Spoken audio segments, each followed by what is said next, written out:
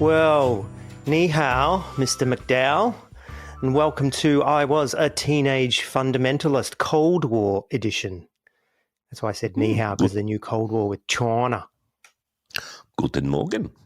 It's good to be here. Oh, you're speaking Japanese now. Yes, absolutely. Yes, it's great to be here. The Cold War edition. It's things are looking very end times, aren't they?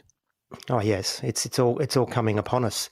It's all coming upon us. I remember years ago my then wife and I watching television, and Tony Blair had been nominated to some position at the United Nations, and there was some sort of peacekeeping force all in white uniforms being positioned somewhere, and I turned to her and she turned to me, and at exactly the same time we said, "Is he the Antichrist?"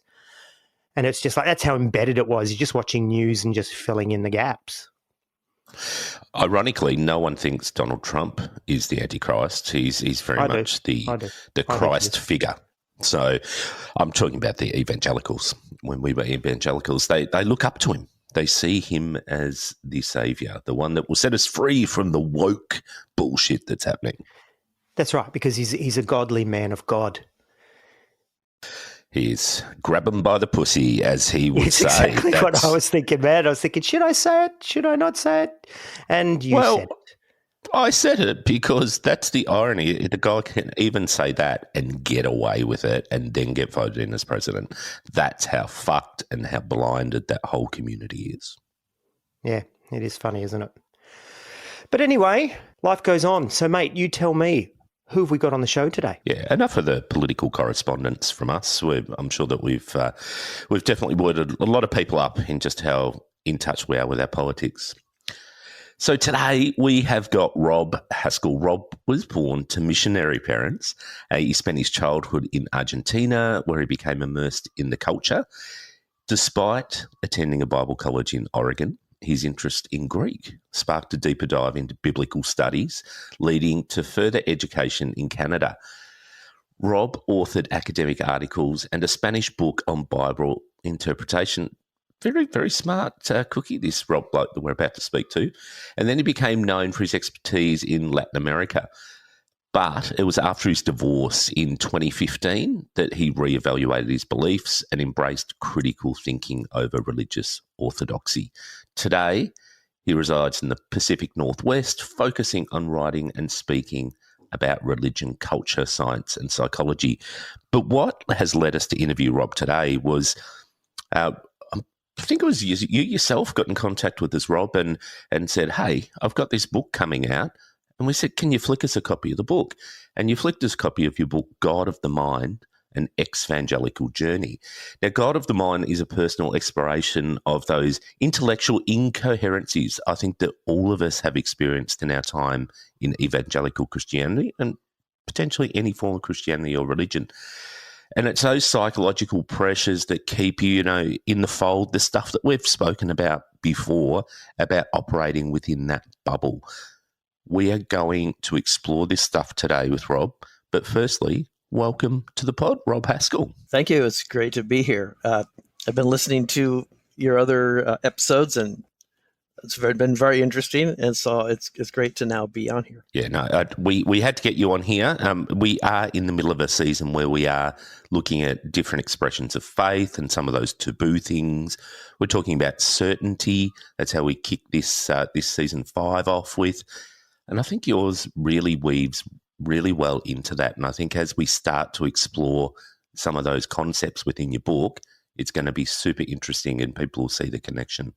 Great. Looking forward to it. Yeah, and it's really good to have you on, Rob, because the idea of thinking about God in the mind, I think it's something that we all wrestled with, not just now, of course, having walked away, but even back then, I think was something that we all wrestled with.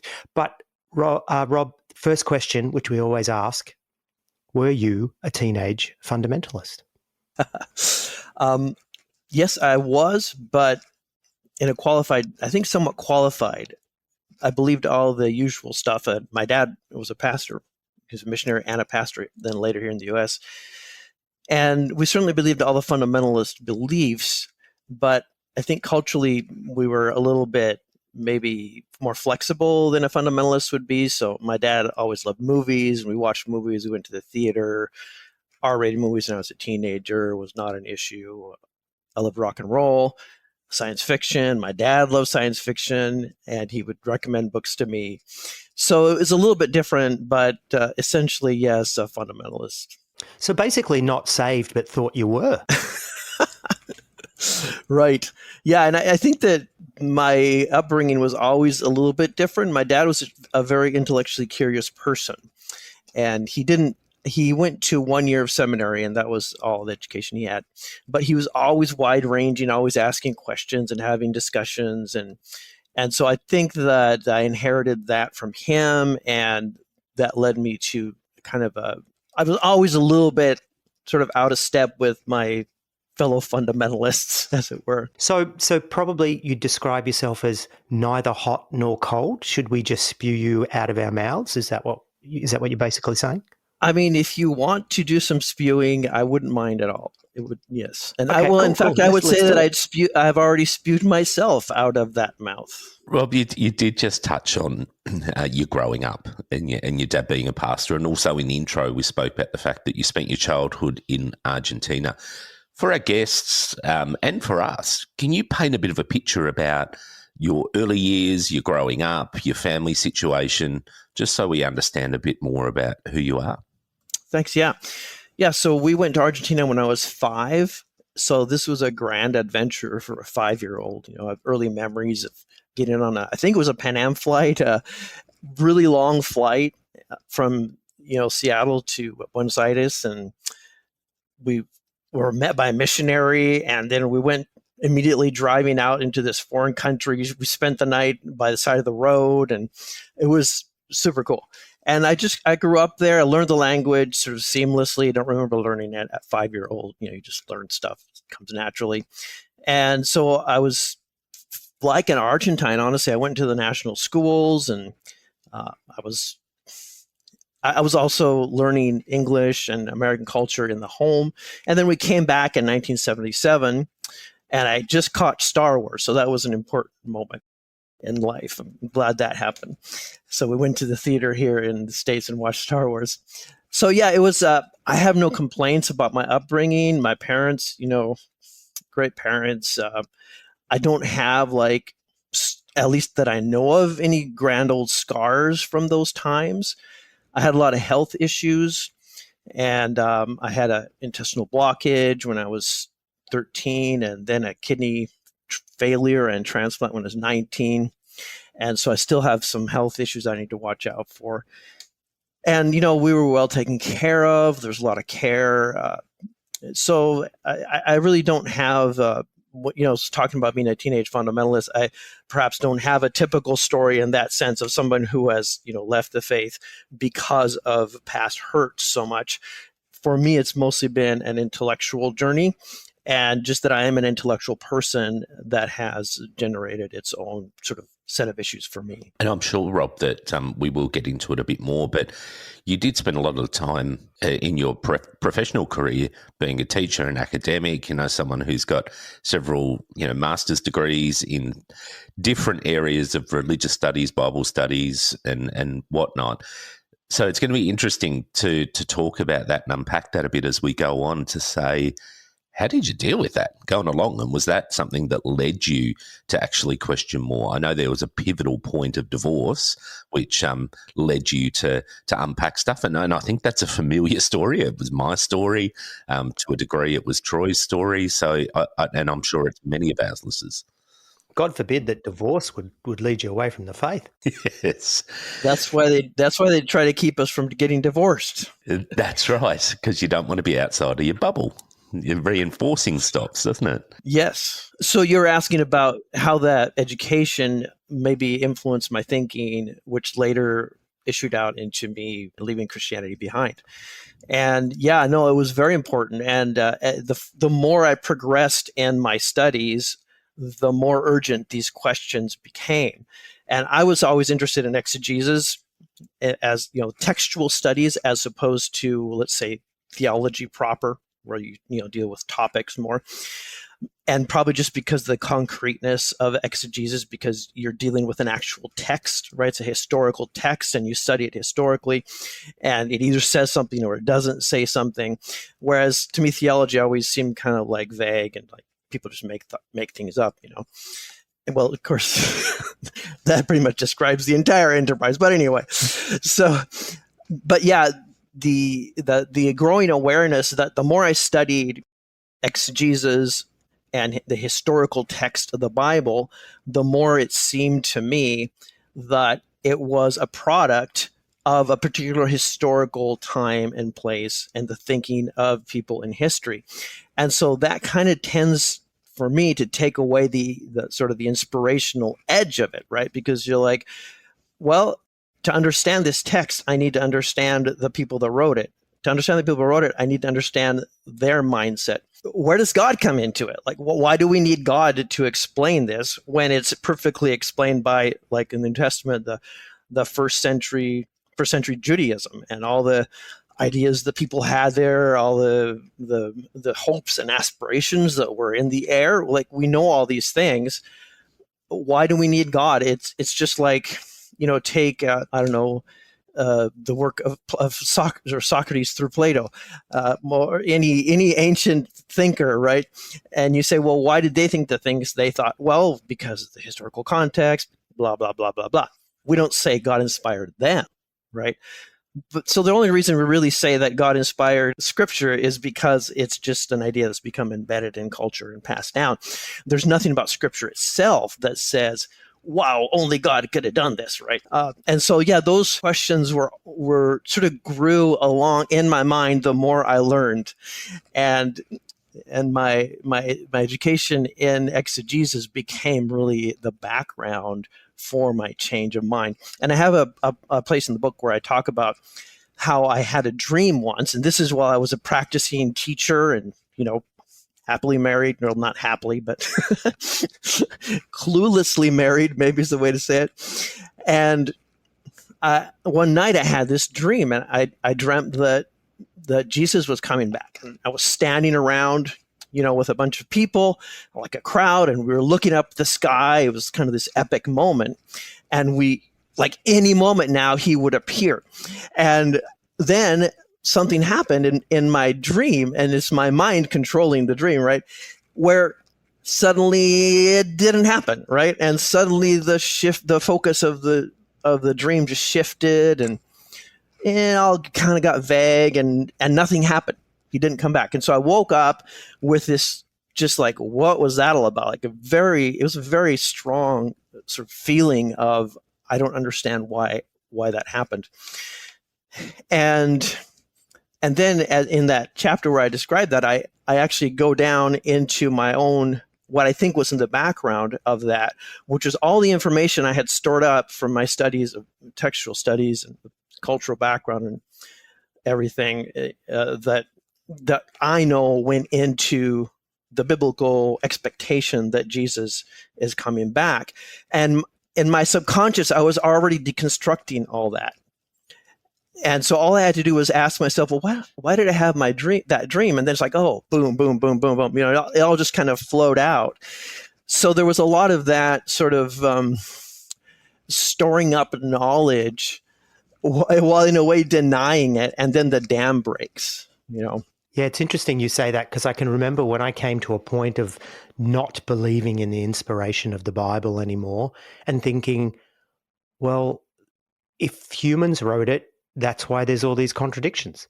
We used to see those books in the Christian bookstores about, 101 Bible contradictions explained, and they would do these mental gymnastics to basically justify why it's still. And then when you come to a point of saying this is a human construct, all that falls away.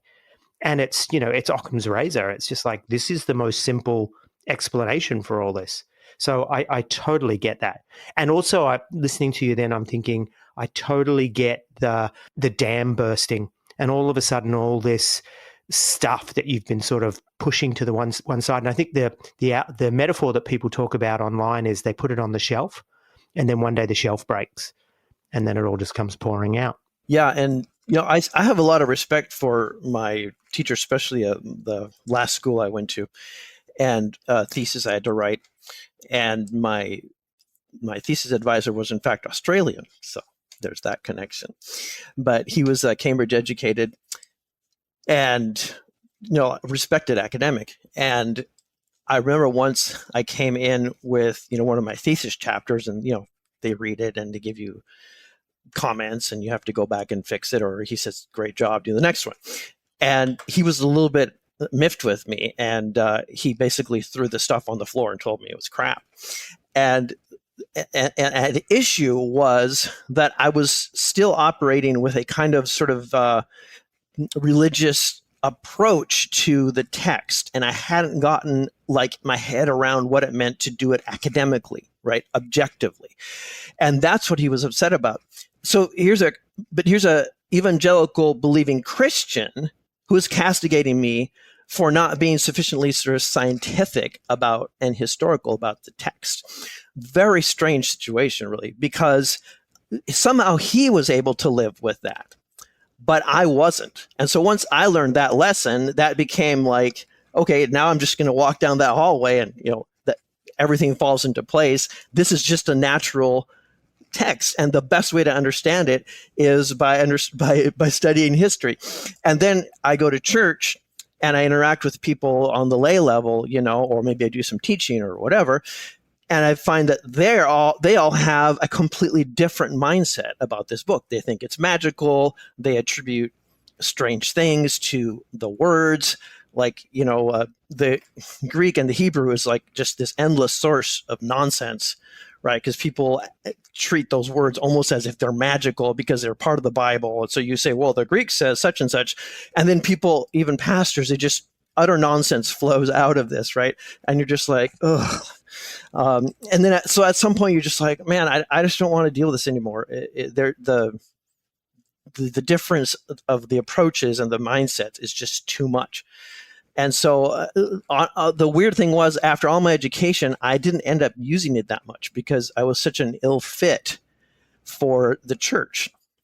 But my education was from like an evangelical school. It just seems unfair, You prepare for all that, and then nobody really wants to hear it, and nobody cares about it. I just have a quick question for you. The academic that you were working with, that wasn't Rick Watts, was it? It was, yes. Oh, wow. Okay. Well, have you had him on the show, or? No. I went to Bible college and I studied under Rick. Oh, interesting. Yeah. Yeah.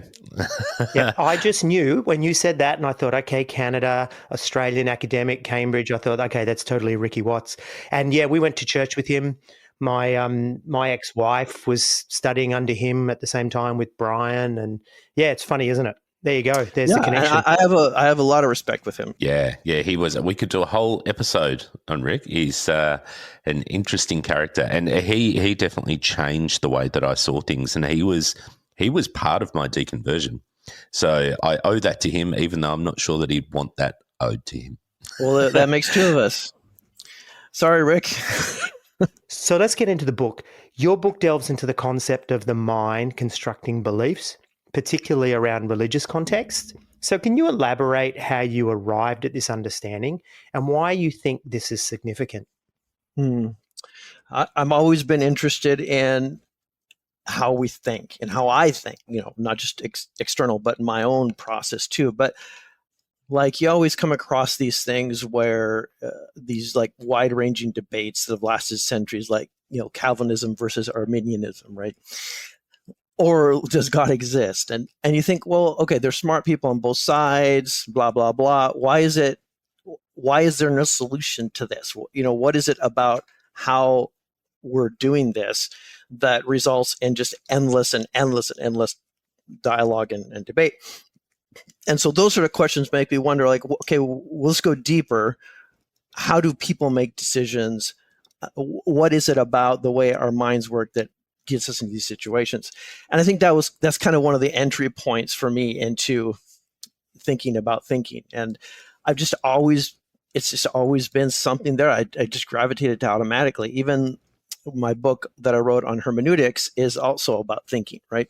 About interpretation. how we process information. And so I think there was a moment when I became very interested in cognitive illusions, and I don't know if you're familiar with the work of Danny Kahneman, and all the tricks that our mind plays on us, and the sort of psychological experiments that show those things. And all this was happening at that time when I was in a sort of a more open space. After my divorce, I was no longer sort of held accountable to a certain orthodoxy with my wife, because we were separated then. I kind of had an openness to look at the world in a new way, and I just found myself gravitating to this question, like, how do I know what I know? What are the influences that make me think I know? Why do people accept certain ideas or not? And so the more I investigated this, I really ended up landing on this idea that we interpret the world by mental models, and we do it so well and so seamlessly that we mostly don't even know it. Right? It's not controversial to say that we have a mental model of the world in our heads, and that's really our true experience of the world, is really something that's happening inside our head. But it's so seamless that we don't actually realize it, or we have to stop to think about it. And that's the gift of evolution, right? The reason we have these mental models and the reason we have a brain is so that we can interact with the world, and we can not die, and can not walk off of cliffs, and we can find food, and we can experience, positive physiological states that keep us alive and allow us to reproduce.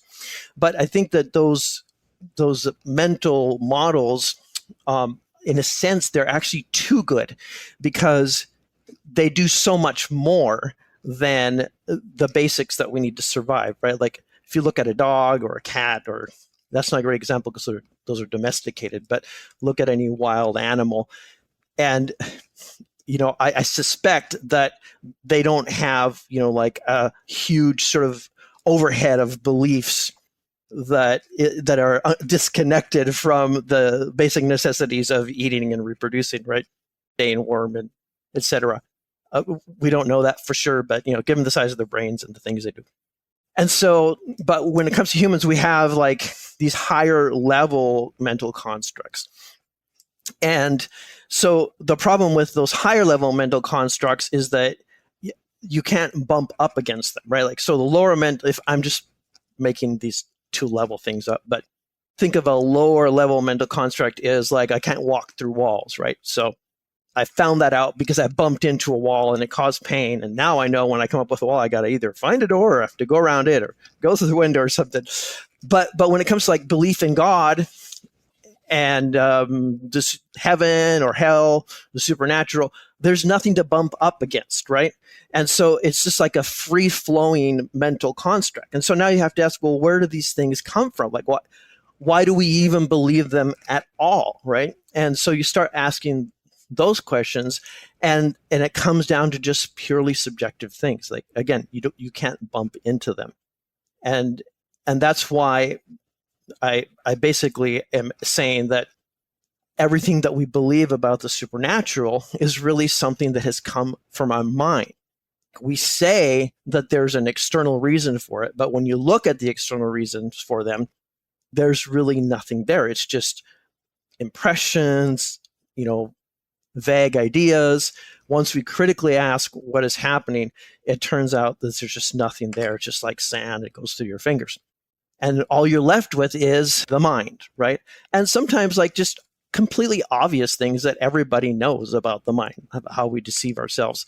But somehow they don't get factored in when we talk about whether religion is true or not. Rob, you talk about then that we have these constructs in our minds, and I think oftentimes they work for us. And it seems to me, and I put this to you, and sorry, I'm going off script in terms of the questions that we actually sent we were going to ask, but it seems to me that when it stops working is when we need to deconstruct. And it seems that maybe, for example, because you get hurt or because you find these intellectual reasons or whatever it is, that we actually come up to this and we go, okay, this doesn't work anymore. And we're kind of forced to deconstruct those mental models and then build new ones. And then that goes on for a time until we're forced to deconstruct those. What do you think about that? Is that valid?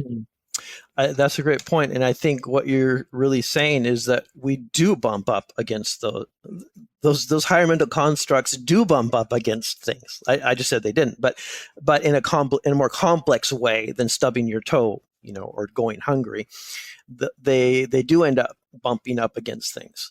And maybe that it's the sort of the times we live in are such that there's a lot of bumping up going on right around us. And a lot of that is related to emotional health. And I think that, and I feel like I'm a little bit of an outlier in this whole eXvangelical movement because, again, as I mentioned before, I don't come at it so much from a place of emotional hurt or abuse. So many people do, which is completely real, right, and valid. And I think that part of the sort of evolution of culture at this time is our more sophisticated awareness of how people behave and how people think, and how just how much these fundamentalist religious ideas that can't be demonstrated, how hurtful they can be, right? And maybe if you go back 100 years, you try to explain it to people and they just go, what are you talking about? But now there's just really increased awareness, again, through psychology and counseling, increased bumping up against that higher level meaning, I think. Yeah, I think they're good points, and we often have spoken about this, Rob, where the system it's a self-reinforcing system within Christianity, and they try and control, for using the analogies in today's recording, of what you bump up against. And there's so many safeguards that are made, and whether that is attending Bible study groups, youth groups, church twice on Sundays, really locking in your social system into something that's within that bubble as well. Because I found myself, when I started to bump up against things that were even part of the system, but I guess slightly rogue. And if I refer back to Rick Watts that we were talking about before, he would drop these little rogue bombs in, and he got pulled in by the administration of the Bible College to go, you can't do that because that's off script, essentially. And he really upset those concepts that we were bumping up against. And that, for me, as I said before, that was the beginning of questioning. And I wasn't questioning my faith. What I was doing was reconstructing it based on this new information that had come to hand from someone who I'd respected. But it was only a matter of time before external influences would cause me to bump up against them, and then I'd start to question the system that I was caught up in. So I think it's a really good analogy that you bring to the table, because it's exactly what happened with me, and I'm sure it's exactly what happened with many of our listeners, that once you're exposed to that influence outside of your bubble and your constant reinforcing, it's really, really difficult. And you either reconstruct your beliefs to retrofit those things, which it's only a matter of time before that implodes, I think, or you start to question your whole belief system. Yes, the reality of the progressive Christianity, and you guys had a show on that, and it seems to me a kind of halfway house, though.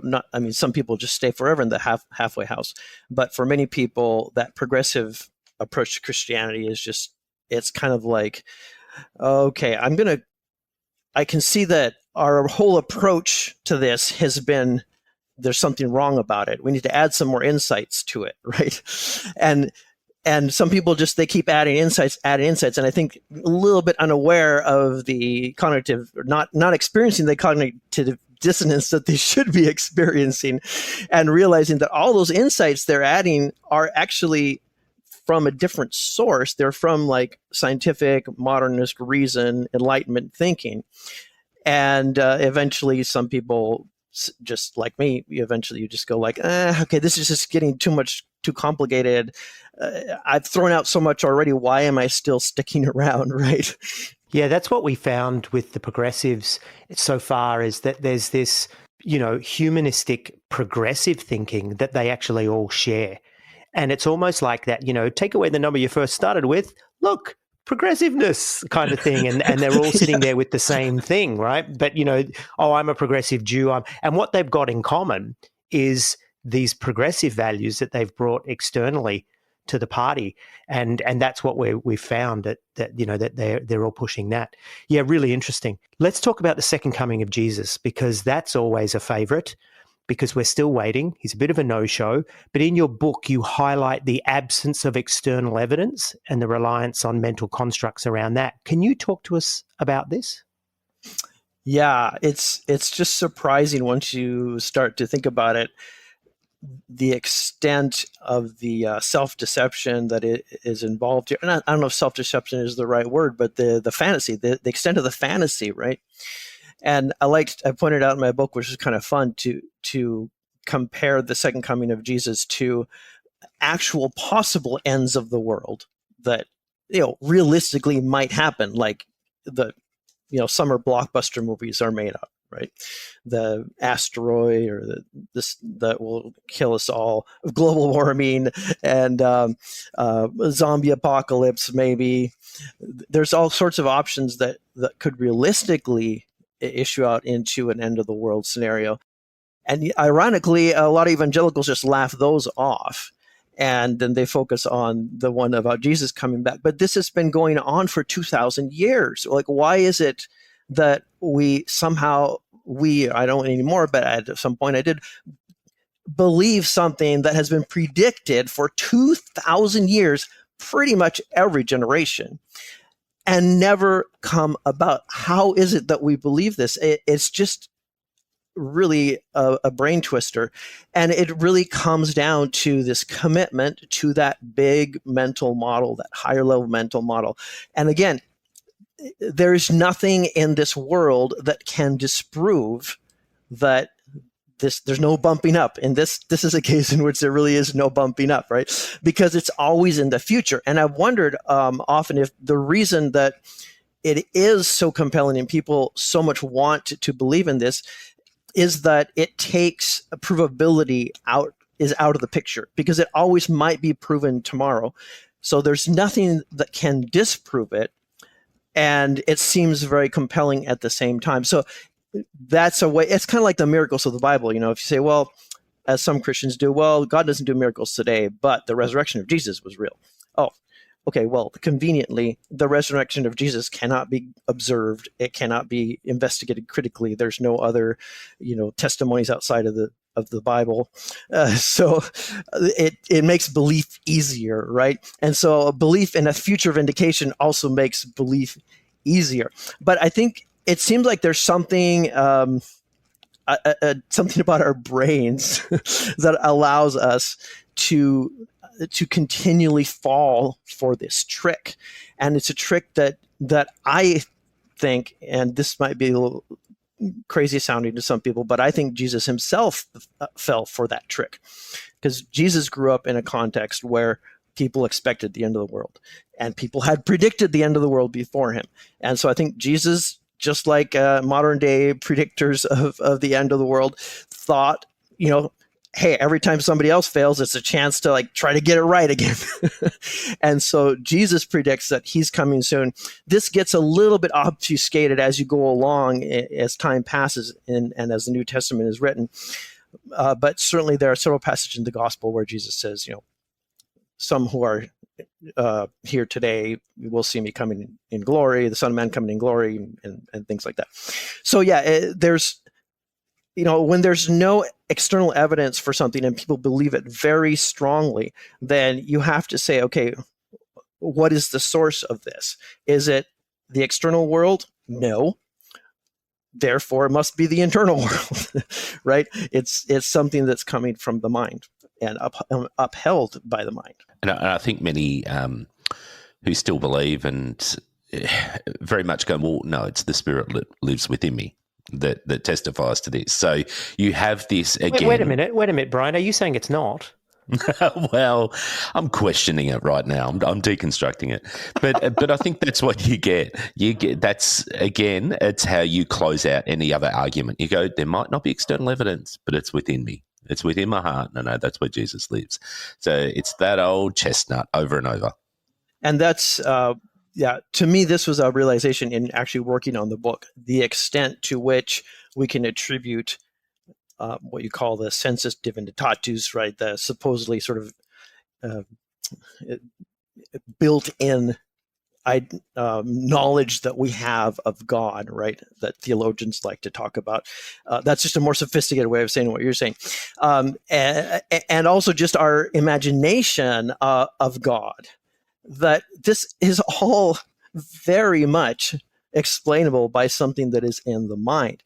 And if you think about the way that it is possible for us to imagine fictional characters, like, again, nothing controversial here, right? I don't know if you've ever had this experience, but I've had the experience of having a memory of something and then going, wait a minute, was that something I read in a book, or did that actually happen?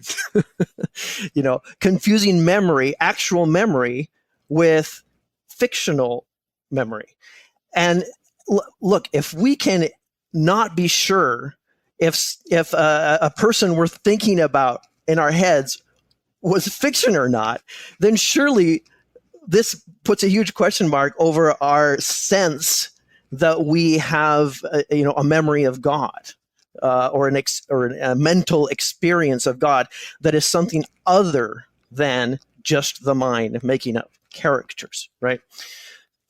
And I think I've been doing this little experiment with people where I ask them, close your eyes and imagine God. And then I say, okay, and maybe you guys want to do this now. I don't know. Imagine God. I was just going to ask you if I should raise my hands and sing in tongues while I do it. Well, I'd like you guys to hold hands, except you're not in the same room.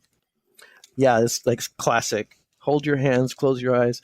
But I did this on myself first, and then I keep asking people. And the question is, did you see a face? When you imagine God, did you see a face? I did, and I saw kind of the cliche bearded old man, and people tend to see a face, and that to me just points out that this is the mind. Like, a huge part of our brain is dedicated to remembering faces, right? That's a big thing. And I think that I don't know if that's a great experiment. I'm not sure it proves anything. I'm still thinking through that. Maybe I can find a way to actually do a more sophisticated experiment with that. But there's just really little reason to think that God figure in our brains is anything other than something we've imagined. It makes me think about the idea of these constructs serving a purpose. And that's why it's so hard. You can't just walk up to someone and dismantle their beliefs. But when it stops, as I said to you before, when it stops working for them, that's when people start to deconstruct or, dismantle these beliefs. And I just think it's really interesting that basically you're saying it's there, it's in their mind, but I sort of want to probe you and ask why? What's the evolutionary value in this? Why do we do this? That is a great question. I don't know that I have an answer to that, honestly, but it is very thought-provoking, and I think it connects. I can connect it to another issue, which is, the question of meaning and how it seems that we are perpetually dissatisfied with an existence that doesn't involve some sort of overseeing intelligence, or even if you look at animism, different religious variations on the religious theme, the ancestors are watching over you, or there's a community, like in polytheism, there's a bunch of gods and they have these complicated relationships and their actions somehow connect to us. They protect us or they're mad at us.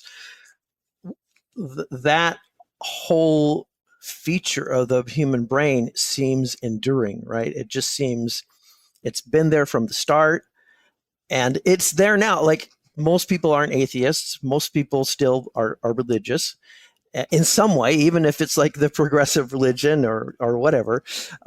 There's something out there there's always something out there, right? I just find that deeply mysterious. I don't know that it's explainable. I can't point to an evolutionary advantage for it. I can see evolutionary advantage to certain religious beliefs, like obviously if, your religion teaches you that you should reproduce and be fruitful, that's literally an evolutionary advantage, right? Then you will have more children, the race continues. So we should thank religious people for that. But in fact, secular people don't always do their part. I was going to say, I think from a sociological standpoint, that belief in something and connection to something is critical in our survival. So if you don't have that greater connection, if you don't have that, I guess that it doesn't have to be a religious belief, but I think if that's all around you and that's going to reinforce some of your well-being messages internally, then you may drift towards that. And I think you'd see in different societies where they have different belief systems that you're going to potentially drift towards a belief system which looks like externally that people are better off. And there's been studies into people who are connected into these sort of faiths, but for me, I think it's about the community, the fact that they're drifting into a community where there's connectedness, there's care for each other, there's a greater sense of well-being that comes from that. And I think the religious stuff is a side issue. I think it's the community stuff which is reinforcing. I'd argue, Brian, that there's a cohesion through the narrative, which is what you're saying, right? The ultimate end is community and we're social beings, etc. I think it becomes like a glue that we all believe the same things, and it sort of draws us to that sort of, for want of a better word, tribalism. And I think that sort of narrative of the ultimate power and God and everything, it brings an authority that starts to tie everybody together. And, we still see that happening in terms of, are you in the left? Are you in the right? Are you progressive? Are you this? Are you that? There's still a narrative and there's a central narrative. And I think the story of Jesus or the story of religions ties in even deeper to actual narratives, to stories. And we are a storytelling race. And so I think we're drawn to that. And I think sociologically, there's a lot of reasons why this happens. But I think it's, sort of the forest for the trees. If we look at it too minutely and going, what's the value here, rather than actually seeing the outcome. And that's what you're talking about. Yeah. I mean, I guess I don't see why it would have to be a belief in the supernatural or belief, in God that brings us together. And we can see, for example, political movements like fascism, of course, where everything that you would attribute to God is essentially attributed to the fascist leader, right? So we could, in theory, have a purely naturalistic sense of community and of coming together. And so it's the point I am sort of mystified at is that we need that so often, that intangible, supernatural, immaterial thing. Well, that could be solved by other factors, as you've just mentioned, right? And so why is it that we seem to need that particular but maybe there's a cultural aspect too. Like if you think about Buddhism, in Buddhism you have a essentially materialistic kind of approach. And so maybe it's in the Western history, because of the influence of Christianity, that we've come to associate meaning with that overarching divine figure, But anyway, not that we have to answer that question here, but just some thoughts. I think they're useful ponderings as we're trying to think through it ourselves here. But I do want to move us on to explore a few other things. And one of the things that you pick up in your book is you mentioned that shift in paradigm between the Old and New Testaments.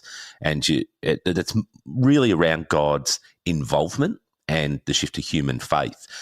How do you reckon that shift contributes to the perpetuation of religious beliefs despite that lack of empirical evidence that we've been talking about? So the difference between the Old Testament and the New is that the New Testament presents itself as a fulfillment, the New Testament says all that stuff that would happen in the Old Testament was incomplete. But now it's complete in Jesus, right? So all that lack of fulfillment, all that, the plan of God not coming to fruition, and all the frustration that is seen in the Old Testament, where we're supposed to be the people of God, but we're being invaded, nothing was working out. The Jobs, the Psalms, the prophets, all that supposedly now it becomes fulfilled. But in fact, what has happened is that you have a fulfillment that is just rhetorical, right? It's just an announcement that God has come back, when in fact nothing of the sort has happened. God hasn't come back. It's just that we've now shifted and we've announced that God is coming back. But the issues in terms of the frustration of the Old Testament are still the same in the New Testament. So in the New Testament, you still have the problem that God isn't showing up. I'm sorry, I'm not really answering the question that you asked. Can we rephrase that or go back on it a little bit? I think you are on your way to answering it. You definitely. Yeah. I've skipped that question before we had around that paradigm of God and Israel and notions of disobedience. And to sort of rephrase the question, there seems to be a shift in the perception of religious belief, despite empirical evidence. How has the shift from Old Testament God to New Testament God helped that along? I guess my point about that is more that there isn't a shift, that the New Testament proclaims a shift, but there really isn't, right? So the problem of the Old Testament is that God has a plan for Israel. God loves Israel and has a wonderful plan for its life, to use the phrase. But that never actually happens, right? And throughout the whole history of the Old Testament, the characters in the Old Testament, that's the central problem that they're dealing with. Why hasn't God's plan occurred? And God has said that he's loving. God has announced that he wants to love, to bless, and to make Israel the center of the world, essentially, right? The priesthood that through which he will bless the world. But it never happens. And so out of that scenario, what happens is guilt, right? So if a perfect God says, I want to bless you, and I have all the power to do so, and then nothing happens, what's the logical conclusion? Well, it's that you did something wrong. Obviously, God didn't do anything wrong, right? Because he's perfect and he loves you. The problem is that you did something wrong. And that's where the whole concept of sin maybe even comes from, right? Like, you start with the promise, you will logically end up with sin. Why? Well, because God is a figment of the imagination. He doesn't exist. So you set up an imaginary scenario that's never going to come true. You believed in it, and now you're going to blame yourself that it didn't happen, right? And so when the New Testament comes along, we have this kind of opening up and saying, look, it doesn't matter anymore what you do. Like, the guilt part is gone.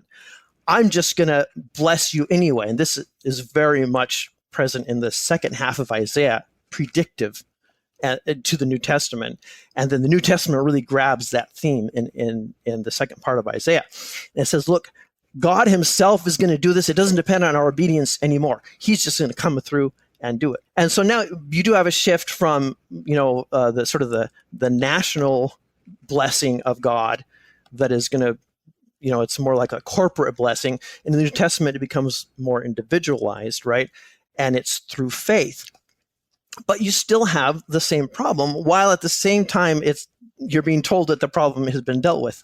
And the problem is that God still doesn't show up, right? Why? Well, because God is still a figment of your imagination. It doesn't matter how much you claim that the kingdom of God has arrived, it's still the exact same figment, because he doesn't exist, and you think that he has all the power and all the love to change everything for you. But then when bad things happen, he's not there. And so that's where prayers, the New Testament is very big on answered prayers, right? You read the New Testament, it sounds like, man, all you have to do is just mumble a few words and you're done. right? I love that passage in James where it says, if you're sick, bring together the elders, get anointed by oil, and the prayer offered in faith will be answered and you will be healed. Sign me up. Like, seriously, that you just solved all of humanity's main problems, right? Or at least maybe 50 or 60% of them. Like, if this was real, everybody would be doing it. And trust me, everybody would be a Christian. Clearly, it isn't real. It's just another form of the promise that is going to lead to guilt. So this belief in the good God who intercedes on your behalf is eventually always going to be a source of guilt because you did something wrong. You went and prayed before the elders like they told you, and you did get healed. Why? Oh, well, there's that little phrase that you missed, the prayer of faith, right? And every one of those promises has some little footnote to it, right? And it goes by really fast. Maybe you don't really notice the first reading.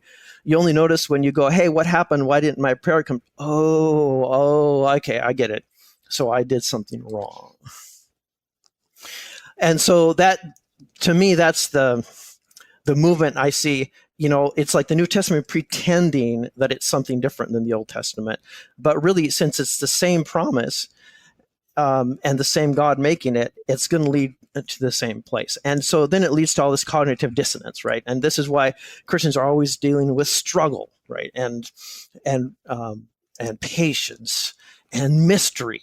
And man, I just, as a Christian, I just got tired of it. It felt like we're just a bunch of whiners, you know, insecure and always wondering, you know, why the sky is always opening up and down and raining down crap on us, you know, because we don't know how to deal with the fact that God doesn't actually answer the prayers that we make to him. And so in order to avoid total cognitive dissonance, we would end up making up things, you know, and talking about how, well, even though he didn't answer the prayer, I'm still better off because I realized something, or, you know, all the things, right? But see, that's basically the choice, isn't it? You can either reevaluate, make up more things and keep going, or you stop and you deconstruct and you say, actually, this doesn't work. And that's where the pain of deconstruction basically begins, right? Because there's a whole heap of guilt. And I think it was, oh gosh, I can't even remember who said it, but one of our guests once said, you've been told you're not allowed to think this way because as soon as you do, you're letting down God, or, you know, your salvation's in danger, or whatever that is. And so there's these guardrails that have been set up in the mind to protect this fiction, to protect this figment. Mm-hmm. Yeah.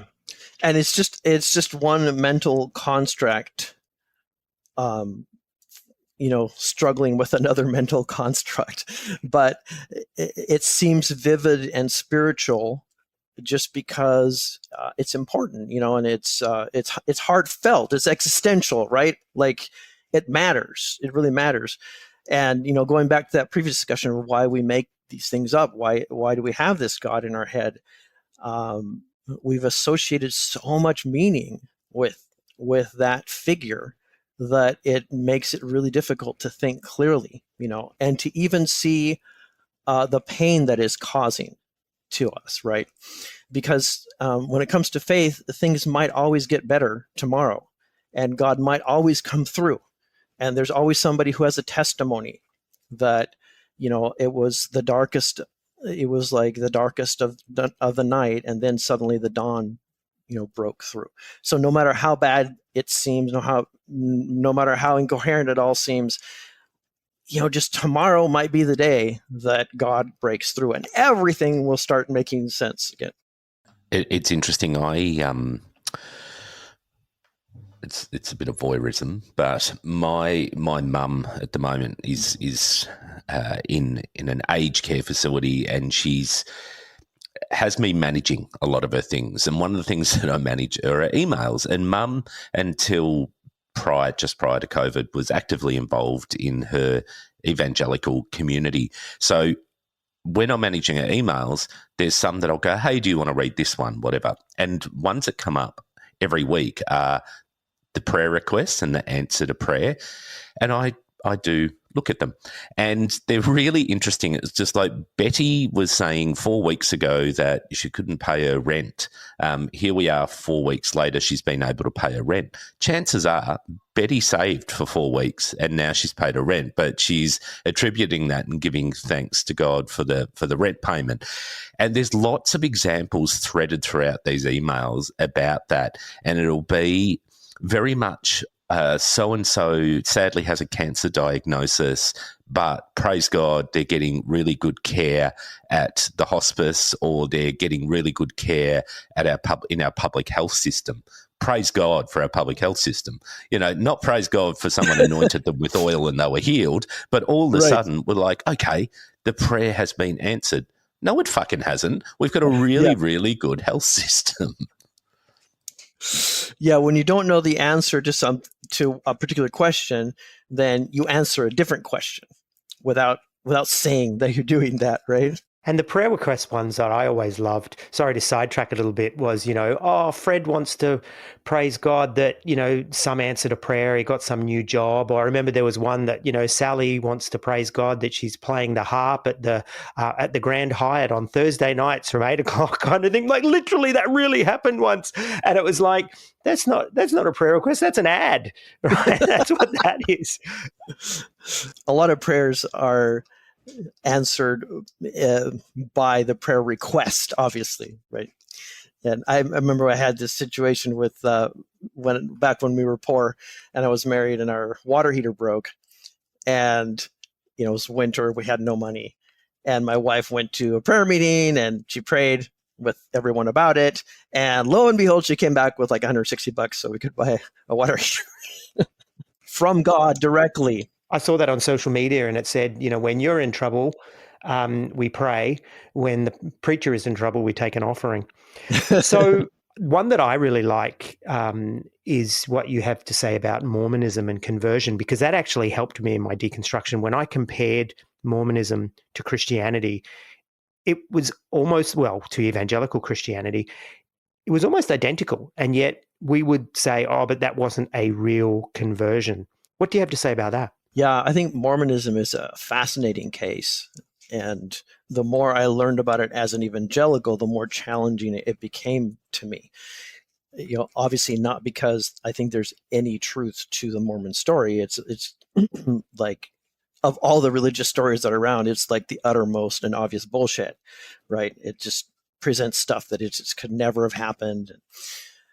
And it's also, let me just a little sidetrack, but there's this argument that how could Christianity have arisen in the first century, people believing all these things and risking their lives, if it wasn't because of the resurrection? Like, people would never have given their lives for a lie, right? And it's like fast forward to mid 1800s, early 1800s in the United States, and we have this liar and people believe him and they risk their lives for him and they give everything for him. It's like, that argument didn't work so well, as Mormonism shows you exactly how people can do that and how they really have done it. Yeah, and within 200-ish years, it's grown to a religion of absolute millions. And to me, that was a big, for want of a better word, testimony of how could this have happened if it wasn't true, just exactly like that. And you point to Mormonism because it has. And, based on spurious claims, and stuff that is testable because it's so recent. The problem with Christianity, of course, is it's not recent. And so we can't test a lot of these things. We can't look at the historical roots that it drew from to the degree that we can with Mormonism. But I think you're exactly right. Mormonism is such a testament to the fact that, no, this can totally happen, and it can happen in a really short period of time. Yeah. But more to the point, I think, of what you were asking, the question of conversion. Back in the day, I had this ministry to college students, and it was like a community house that we lived in. The Mormons came knocking one day. And so I was like, oh, this seems like a good teaching moment, right? So I basically said, well, why don't you guys come in and do your thing? And so they were super happy. They got to do their program, and they came back, I think it might be 4 or 5 weeks every whatever day of the week, and they would have their prepared presentations and their Mormon pictures of Jesus, like those Teutonic males that they like to use. And the thing that, I was ready to have an argument with them about, the Book of Mormon and, Central America or South America and all these crazy stories, and say, hey, look, there's no evidence for this. What do you say about that? And it was so funny because when I brought those things up, the missionary guy, he was like, oh, well, that's an interesting material question, but we're really interested in spiritual things. I'm like, wow, that was really slick. And he said, we do have an elder that's an expert in those matters if you want to talk to someone. And I was like, no, let's not do that. But what he wanted then was for me, instead of bothering my brain with all these details, was to just pray the prayer and ask God, because you can just short circuit the whole thing, right? And just ask God whether the Book of Mormon is true or not, and he will give you a sense that it is true, right?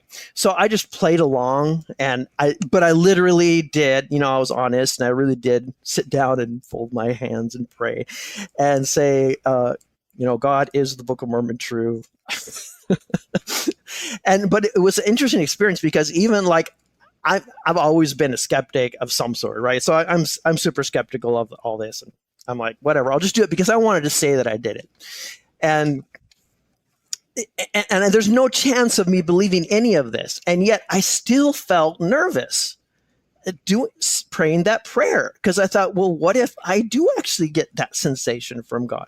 And then I thought, for someone who's less experienced in thinking and, the less intellectual, perhaps, I'm not trying to, pump myself up or anything, but there are some people who might, not be paying much attention to what is going on in their head and physiologically. And just the mere nervousness of, praying that prayer could seem like that confirmation that you were looking for. And it's a fact that we actually sometimes confuse feelings. Like we think of feelings about one thing, but it's actually about another. Feelings can be really vague that way.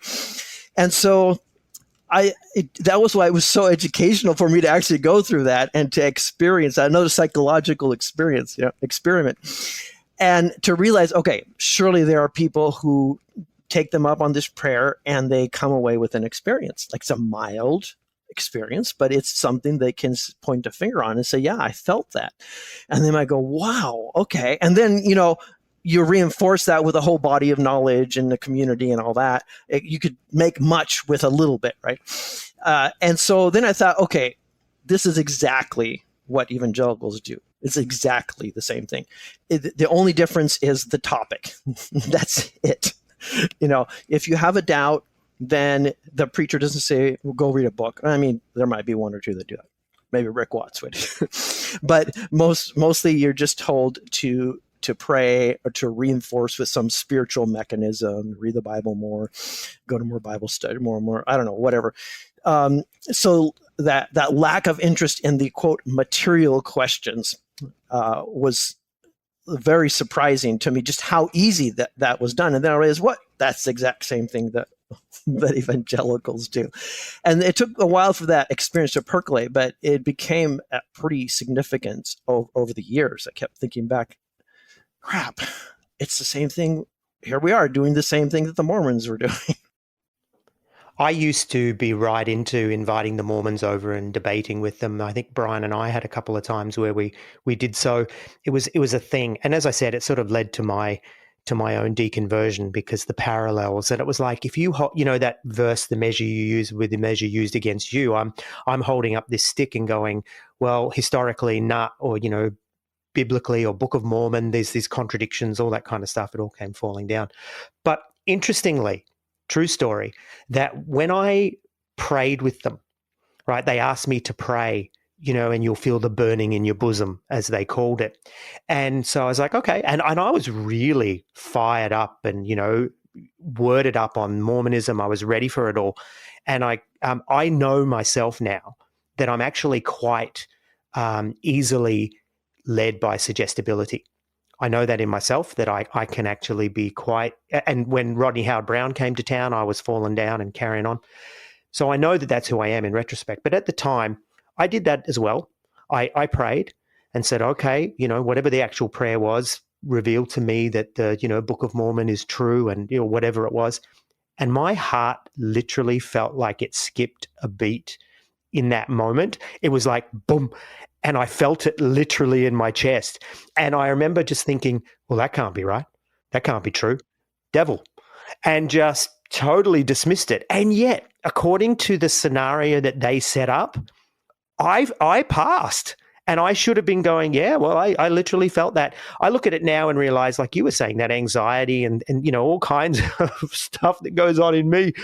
But literally, I felt the burning in my bosom that the Book of Mormon was true. And in that moment went, no, why? Why not? I spoke in tongues. That was true. Or I, got baptized and felt an elation and a lightness after that. That was true. And yet when I prayed about the Book of Mormon, no, because my worldview, my belief system just didn't allow for it. That's all it was. This is another one of those mental tricks, just like the second coming thing, that just keeps working and keeps working day after day. It's the workhorse. We're so suggestible, and we don't seem to know it. That's the weird part, right? That we just don't factor these things in. Like you go to these meetings where people are healed, right? And people fall over, and you say, oh, well, nobody would fake that, right? All these people falling over because the preacher's given them the Holy Spirit, or, the people who have their legs healed, or all these the kind of standard ailments, which are the easy ones to heal. So they're the ones that are always getting healed. And you think, well, those people they can't possibly be lying, and this can't possibly all be orchestrated. It's just too big and too complicated. And so you just tend to think, well, it must be real. There must be something to it. But in fact, the suggestibility at work is just massive. And this is the trick that those preachers have mastered, right? Is they've figured out the things that work, and they just keep doing them. But there's nothing more to it than just mere suggestibility. And we know it in some circumstances, but we don't catch it in other circumstances. Some people do, some people don't. The ones that don't end up in the church, right? It's scary stuff. I'm just sitting here going, so many times I experienced things that I was so incredibly convinced about that in retrospect, even at the time, I was just constantly trying to, that self-reinforcement, this has to be real, because you want it to be real. You need it to be real. So I completely identify with that. It's frightening. There's I appreciate what you're saying. Like, there's a dark side to that. And my daughter is also deconverted. And thanks to me, she grew up a Christian.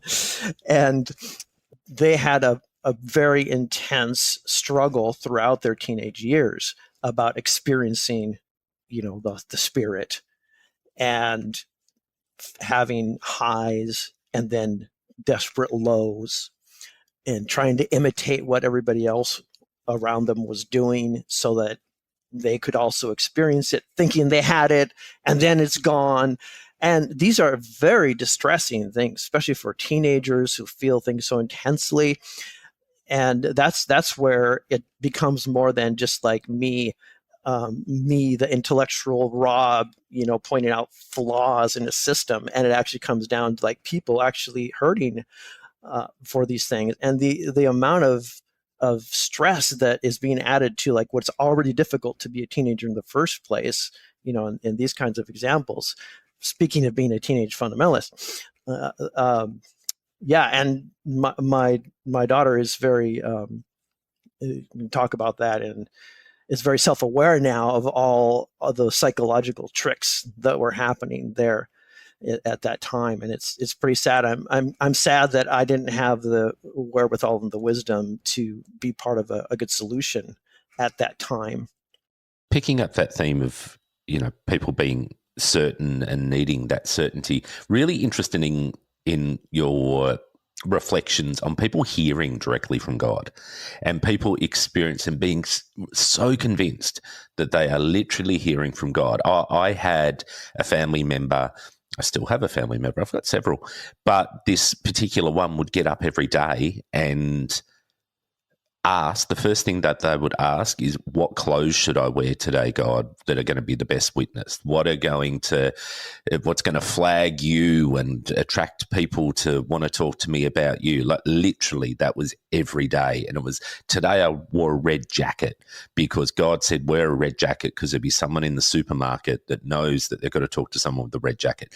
Like to that depth, that voice of God. I always, when I was a Christian, was like, oh, it's a knowing, it's a sense, it's a intuition, I think was my concept of it. But a lot of people are, I hear the voice of God. What's your take on that? And how do you explain and rationalize that people truly believe that they're hearing and experiencing God? I've heard the voice of God, in quotes. I had a girl I was chasing in college that I was really into, and the voice of God told me, don't do it. And I was really distressed by this, very distressed. And the funny thing was that my parents met her, and my dad was like really unimpressed with this girl. And that made me think. And I suspect that it was my subconscious telling me, this, she's not, don't do it. But I was so emotionally involved, there, I can point to several times when I thought I heard a literal voice. But then as I look back, I also like, well, was it a literal voice? It's hard. You don't know. And yeah, I mean, the brain it does all sorts of things. And not too long ago, I thought I heard my dad's voice suddenly say something to me. He lives in Alaska. And I thought I heard his voice, auditory hallucinations are a real thing. I love how we just we know about these things, but when it comes to interpreting them as spiritual events, then we just forget all about, oh yeah, there are such things as auditory hallucination. And then a more sophisticated Christian might say, so we have to be careful to distinguish between the voice of God and auditory hallucinations. Well, how do we do that? Then you pull out a whole bunch of verses that don't really say anything about it, but seem like they say something about it. And you end up with some really vague principles that nobody's going to be able to use anyway. And I think that's another, a really source of distress, especially for people who are looking for guidance from God and they're not getting it, right? Or they're getting what they think is guidance, but obviously it's just themselves telling them things. And then they go and act on these things instead of being taught that, at the very minimal to make a pro and con list or something, to have your life decisions about maybe who you marry being dictated by mere just intuition is really what it is, superficial intuition. And then you say, oh, well, I had that voice from God. It must, you elevate your own intuition to a divine precept. And, next thing you know, you're making all these horrible decisions.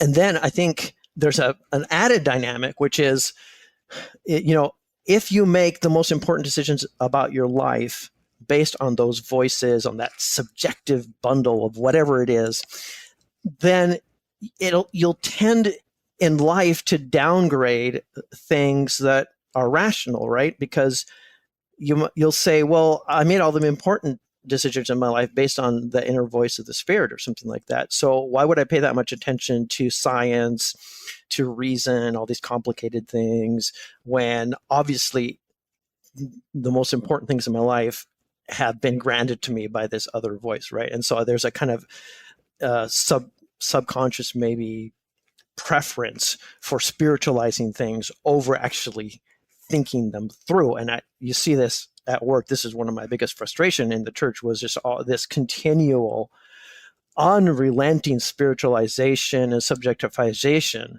of every single thing, particularly when it came to the Bible. The Bible, that was my big thing, the textual studies. And you just could not overcome, it's just impossible to overcome that subjectivization of the biblical text. People didn't want to understand what it meant. They just wanted to use it as a a pretext for whatever it is that they were thinking about. That is the function of the Bible. Or you would actually shake the Bible, throw it open for a page, and say, "Speak to me, God," and point at the verse, and then God would say, "And Judas hung himself," or whatever it was that came your way. But I think it's interesting about all that, because there's that verse also, or there's a number of verses, but there's one in particular that says, "And God sent them a delusion."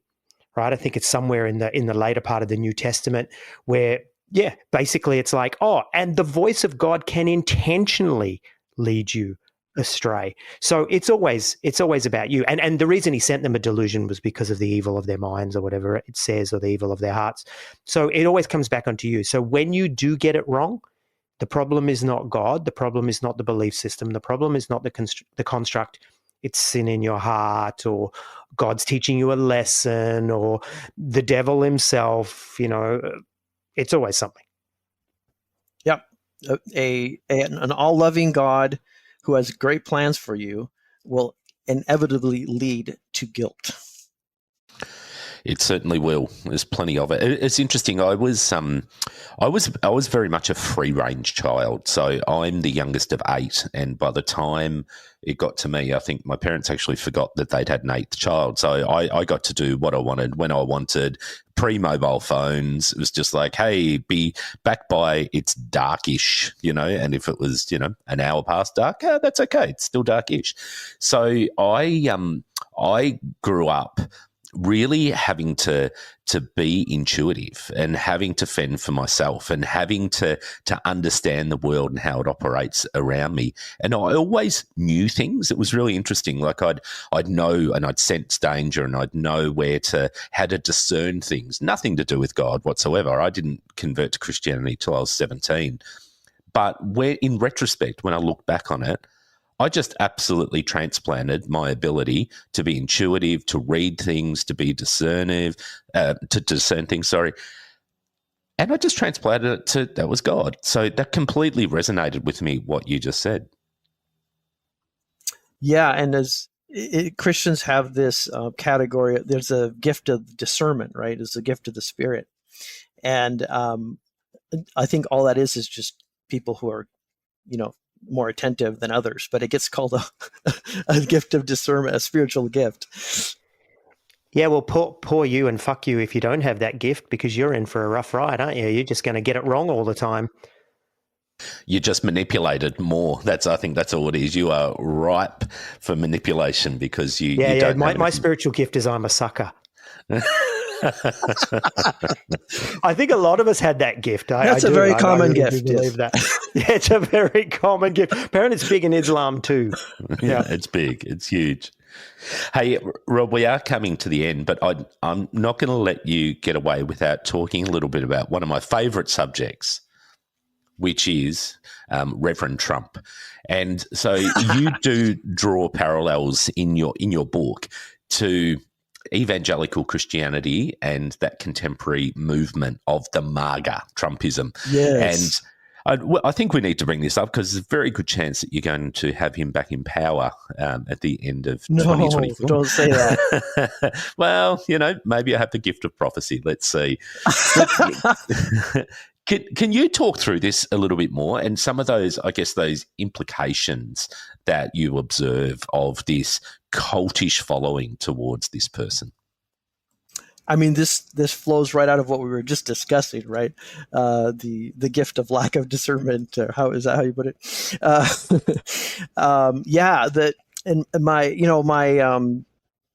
My separation from Christianity actually happened right around the same time as the MAGA movement was growing, and I think it had an influence because it basically led to me to not want to go to church, because I just didn't want to be around that, and just a feeling like these aren't my people, what's going on here?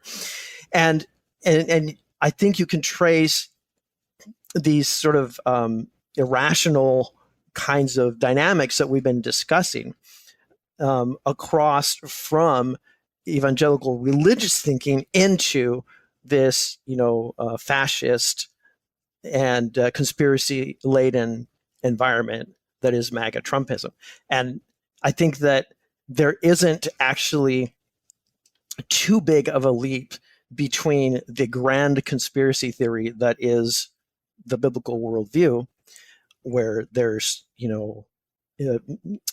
important events are happening because of powers that are barely understood, but we know they're out there somewhere, and we all believe them based on flimsy evidence. It's kind of the same thing, right? Like once your mind has been accustomed to think that way in sort of the biblical, particularly the evangelical way of handling information, then you basically opened yourself up to other conspiracy theories.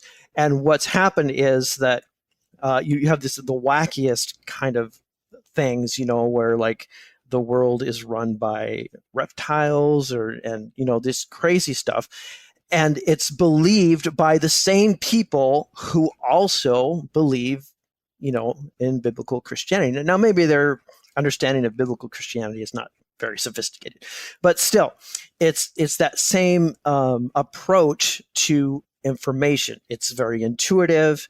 It's not really connected to any kind of skepticism about claims that are made. And it's also very tied in with identity, right? So you believe the things that you believe in Christianity mostly because of the identity that they give you, right? That's the first thing that happens, right? You're come to church. You don't say, hey, come to church and we'll educate you in all the things that we believe, and then you can decide whether you want to join us or not. No, it's first join us, then we'll teach you, right? And so same thing politically, right? First join the movement, then we'll provide a whole bunch of information to make it make sense. That information is secondary to belonging.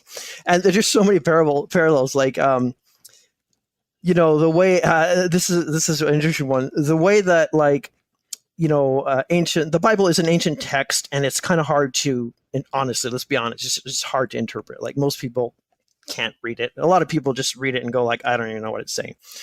You have to have a certain amount of education to be able to read that text, right?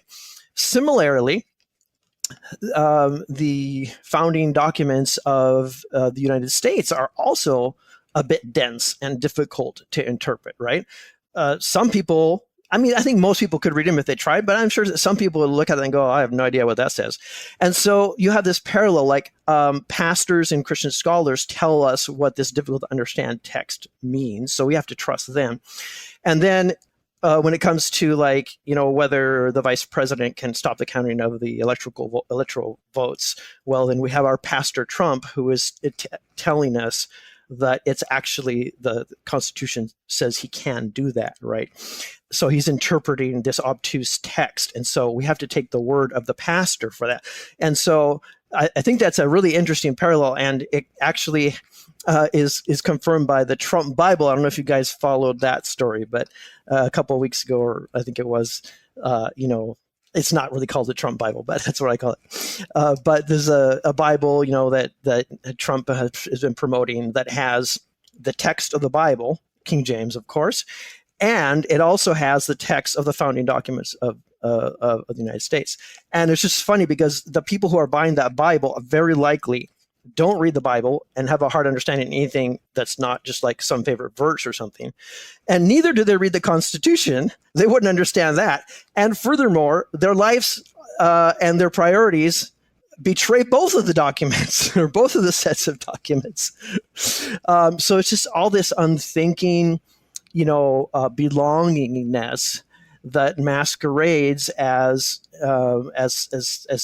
sophistication, that has charismatic leaders, and you have to believe them instead of believing other people.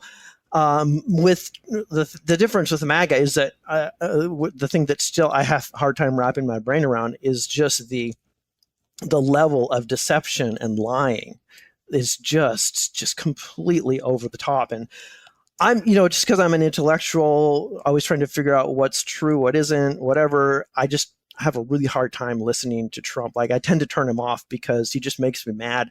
Just so obvious, just blatant lie. And I'm just really surprised that works. I'm not sure that I'm ever going to be able to be like to go, oh, okay, I get why that would work. I'm like, I don't understand it. But it does certainly connect with the credulity that is needed to maintain one's faith in religious ideas. There's definitely a continuity there. And the fact that his movement is so heavily populated by Christians, I think, confirms what I'm saying. Yeah, it confirms a way of seeing the world, and it's easily transferable. But it's interesting that, we can look at things like, Trumpism. We can also look at things like Mormonism, and we can see that there's so many similarities, that this isn't just the domain of Christianity. They used to say, oh, Christianity is so different from all the other religions because of this. Actually, it's more the same than it is different.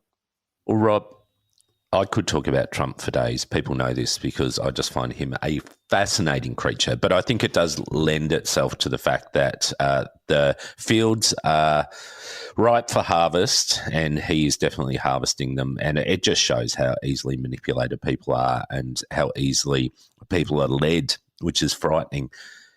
I want to take us back as we wrap up to your book and God of the Mind, an eXvangelical journey. I can't recommend it highly enough. I think there's just some great concepts in there. I think the way that you unpack things and give some fantastic examples and talk about the depth and the ease by which we actually self-deceive, I think, to a certain degree or to a large degree. So I want to invite people to buy that book. Where can they get it? It's on Amazon, and soon will be available in bookstores. But for now, Amazon. Yeah, get it from Amazon. It is live now. You can buy it. That has been confirmed. There was a couple of weeks where there was a bit of a glitch, but now get on there and buy the book, and I think you'll really enjoy it, particularly for those who think in this way, but also some others that might be thinking, maybe I've held on to a level of faith that I'm convincing myself to hang on to. I think it's a really good thing to think about and examine. And I think that it could be helpful for people who are already out of evangelicalism or Christianity in terms of thinking about, okay, where am I going next? Am I going towards like a materialist view of the world, kind of atheist leaning, or am I going to more like a spirituality kind of view of the world? And this would definitely be an argument towards the materialist, non-supernatural, but it can orient you there as well. So, Rob, how about we invite you into our Facebook group? Up to you whether you want to join or not. But if you are on Facebook and you want to come in and people can shoot questions your way, by all means, come on in and we'll send you the link for that. And folks, after this has gone live, it'd be great if you fire your questions to Rob in there. And so that's I Was a Teenage Fundamentalist listener community, which is accessible through Facebook. Brian, as we wrap, I want to thank Rob for being a part of this. It's been awesome. It's really good to chat about these things because I think, it's good to be reminded that God doesn't exist. Except in our minds. Except in our minds. And on that note, thank you, folks, for listening, and look forward to you being able to bounce some questions off Rob in the listener community. All right. Thanks, everyone, and thanks again, Rob. Bye. If you'd like to connect with the I Was a Teenage Fundamentalist podcast, then please see the links in our link tree in the show notes. We invite you to join our listener community on Facebook, and we're also on Instagram, X, and Reddit. Check out our merch on Redbubble. We've got t-shirts, hoodies, mugs, and all kinds of great eXvangelical stuff that you can wear proudly. All proceeds go to building and promoting the podcast. We want to give a huge shout out to our Patreon supporters. Subscribers get a range of benefits, including free merch, early access to episodes, access to our exclusive subscribers group, and monthly bonus content. Again, all proceeds of this go to the running and promotion costs of the podcast. A special thanks to Ava, who manages our social strategy, and also to Kerry and Bree, who manage our Facebook listener group, and also to Bree, who puts out our monthly newsletter on Substack. All of our episodes are transcribed by Leanne to increase accessibility. The show is produced and hosted by Brian McDowell and Troy Waller. The sound engineering for this episode was done by Clifford. I Was a Teenage Fundamentalist is available wherever you find your podcasts. Again, you can find all our links in our link tree in the show notes, or why don't you pop across to our website at www.iwasateenagefundamentalist.com.